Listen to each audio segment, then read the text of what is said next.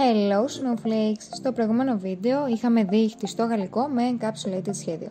Σήμερα λοιπόν πάμε να δούμε το part 2. Συνεχίζουμε λοιπόν και χτίζουμε όπως είχαμε δείξει το επόμενο νύχι μας. Βάζω πρώτα μια στρώση σκληρού ή μεσαίου τζελ και κάνω μετά τη σωστή καμπύλα PEX με μαλακό. Λιμάρω πρώτα μπροστά για να δώσω το κατάλληλο μήκος. Στη συνέχεια κάνω τα πλαϊνά. Έπειτα λύνω την επιφάνεια λιμάροντας πρώτα περιμετρικά των υπονυχίων και έπειτα όλη την επιφάνεια του νυχιού.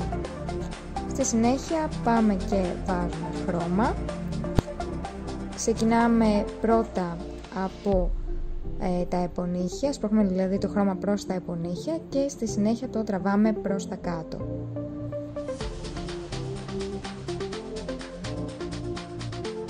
Αφού λοιπόν το πολυμερίσουμε, πάμε και περνάμε μία δεύτερη στρώση.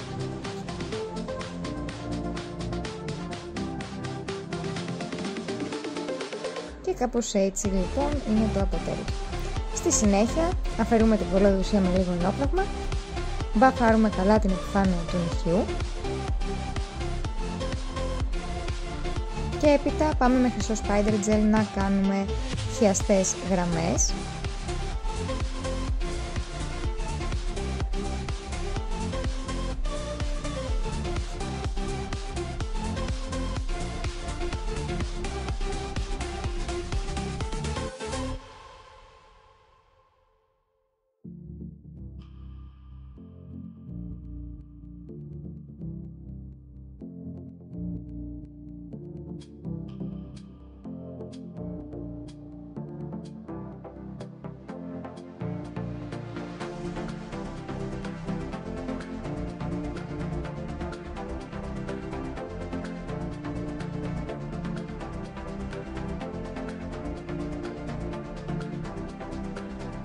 Και αφού λοιπόν τελειώσουμε, σκουπίζουμε καλά ό,τι έχει πάει πάνω στο δέρμα και έπειτα περνάμε μια καλή στρώση με top coat.